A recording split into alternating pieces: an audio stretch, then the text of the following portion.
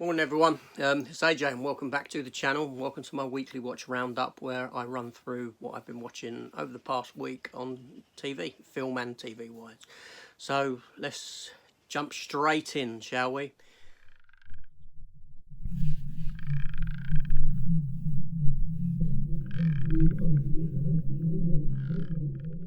Okay, yeah, so what should I do first? I'll do TV first this week because TV is far smaller than the films that I've watched by a couple of items.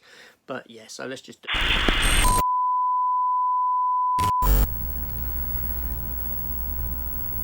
So, first thing this week that I watched was the Orville, the final episode of the Orville. When I say final episode, it's potentially the final ever episode. There's no news yet whether the series has been picked up for a season 4. That being said, based upon the strength of this last season, the storytelling, what the show has given us, there's no reason why it shouldn't be picked up. I mean, it really should. It is fantastic. But this episode here is a much slower episode than what we've been given before, much more character focused, and it acts as an epilogue to the series essentially, and it does act as a complete series finale in a sense. There are plot threads that are left open, yes, because you know, you've got a universe of things and stuff's never going to be completed, and that's reality, you know what I mean. It'd be nice to put a nice bow on it, but you know, but fingers crossed this show does get a new lease of life, whether it be a film or another series 4. But we'll see. But yeah, this episode was very, very good. Again, 80 minutes long. Each episode has been almost feature length. Some of them have been feature length. 80 minutes is a short movie. You know, this is Star Trek at its best, shall we say. The sort of TNG era, original era of Star Trek. It's a homage to that. It's a love letter to that, and it is giving us what Star Trek used to give us, as opposed to what Star Trek gives us today.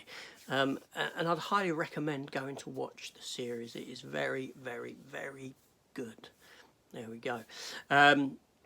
Next thing is Harley Quinn, episode 4 of the Harley Quinn animated TV series. Again, a show that I find to be hilarious. I think it is really strong. It's lost a little bit of the appeal that the first 2 seasons have, and it's very hyper. It's very hyper. It's very noisy. It is a very noisy show. Yes, but it's funny. Some of the most of the humour within it comes from characters like Jim Gordon and Bruce Wayne, and this episode sees the characters go into the Court of Owls, which turns into a big orgy, literally big orgy.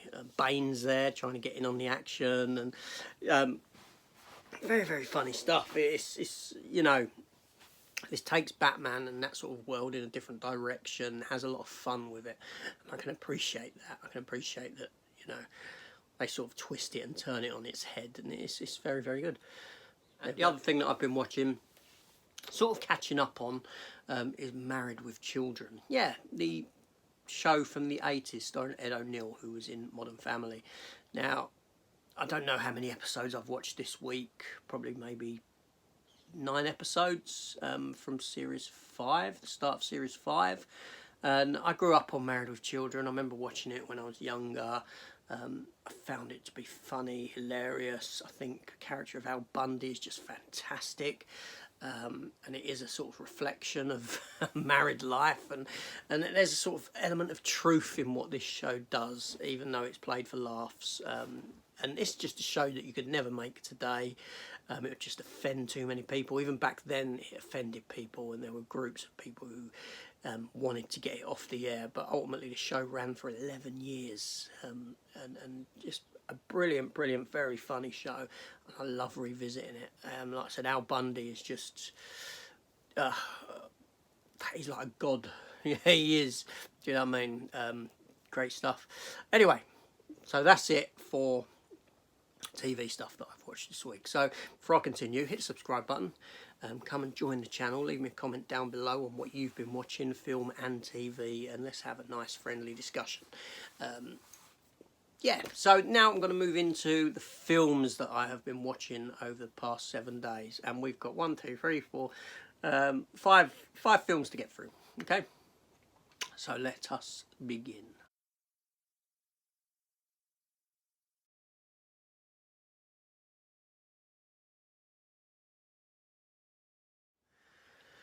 Okay, the first film was The Garbage Pail Kids. Yes, now I've done an unboxing for this sort of in the week. I've done a review for it as well.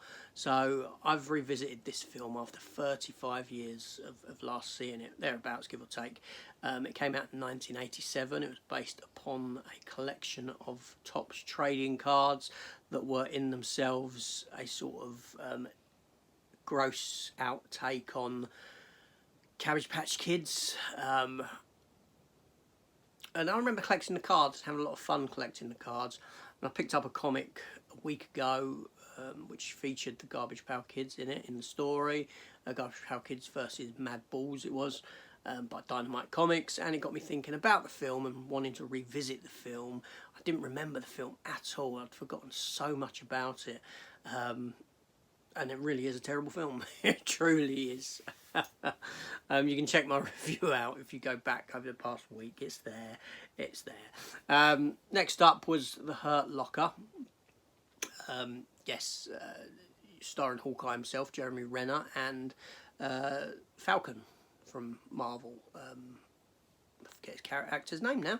But yeah, so this is, you know, obviously a sort of war set film in Iraq, that sort of area, with bomb specialists, this bomb disposal and all this sort of stuff. And it's a great character study into someone who is very much in love with what he does, I should say, in that, you know, he feels at home doing what he does, but he's also a bit somewhat unconventional in how he deals with the situations. And it's just a really good film, a really good insight into that sort of world and the effects that it can have mentally and all that sort of stuff. Just a very, very strong film. Lovely, directed really well, shot really well. Yes, I thoroughly enjoyed the film. Now we get into 3 films. Now, obviously, Prey came out this week. I'll talk about that in a minute. The new Predator film in the franchise. So I kicked off with Predator 2 this week.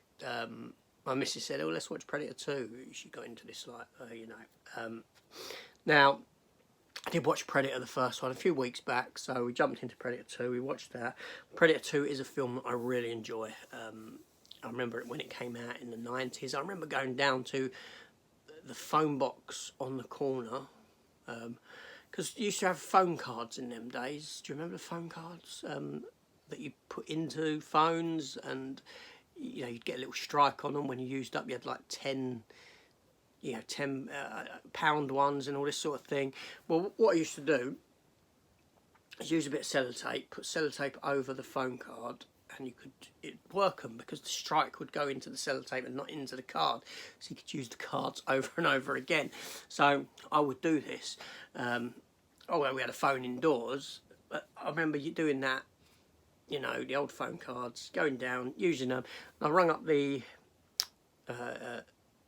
my local dodgy vid store, which was in a house, and I said, you know, "Oh, have you got Predator 2?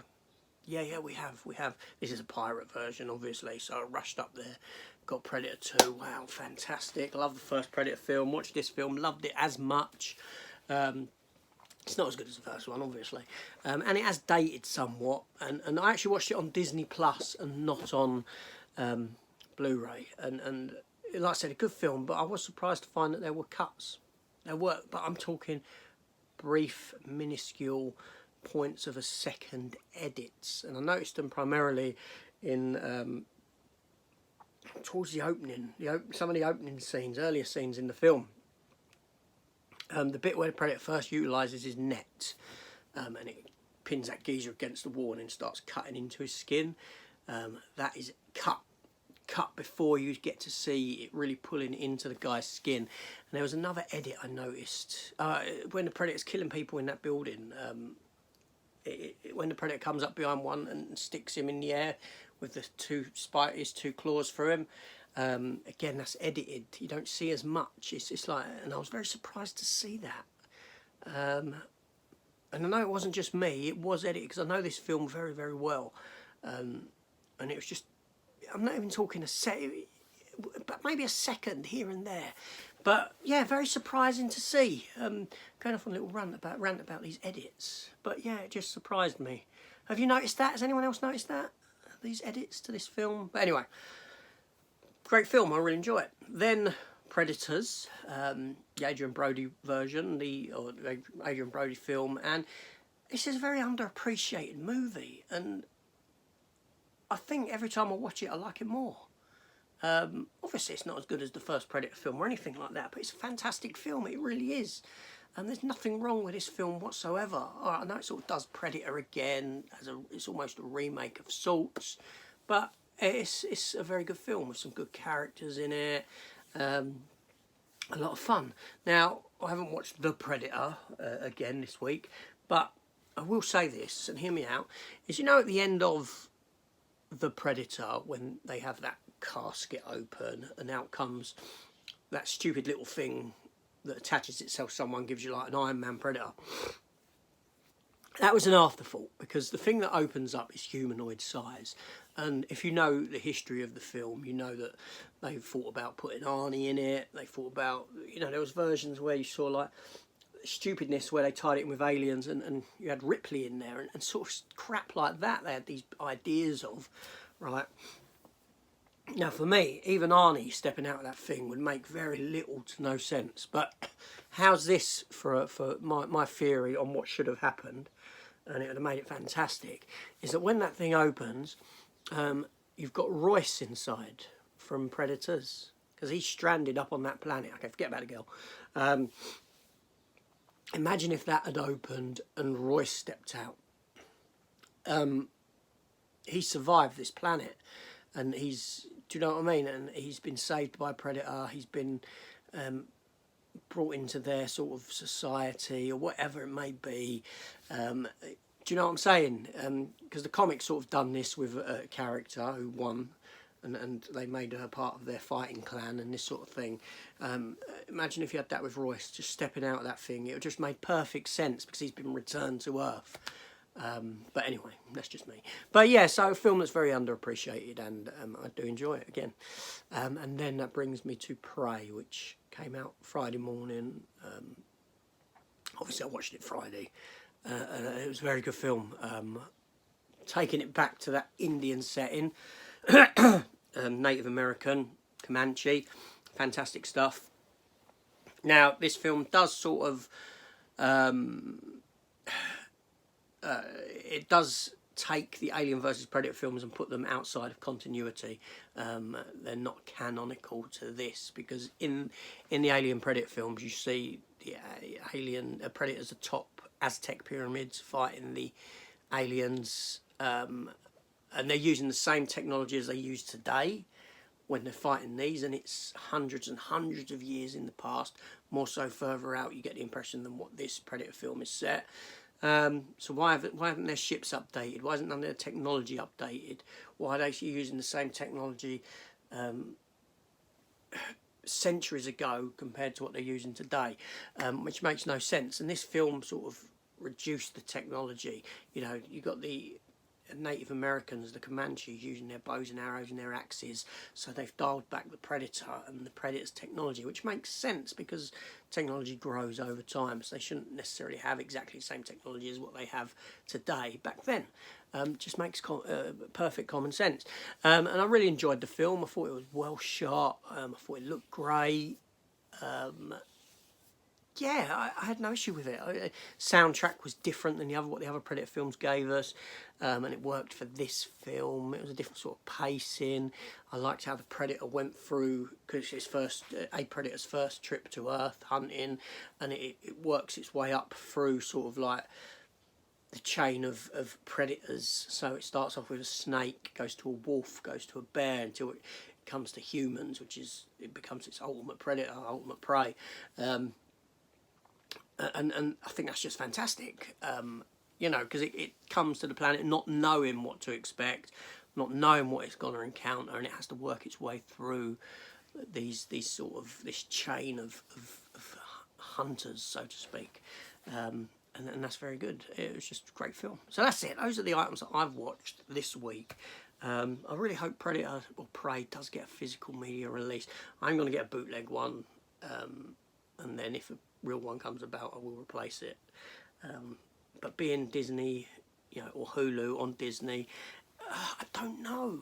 But some Hulu stuff has been turned up in other regions. Like Palm Springs was a Hulu film and it came out. I've got a copy of it. I don't know if it was Spain or Italy or what. I have to keep an eye on that one. Anyway, that's it. This is AJ. I'm done, and I shall see you on the next one. Take care all, and goodbye.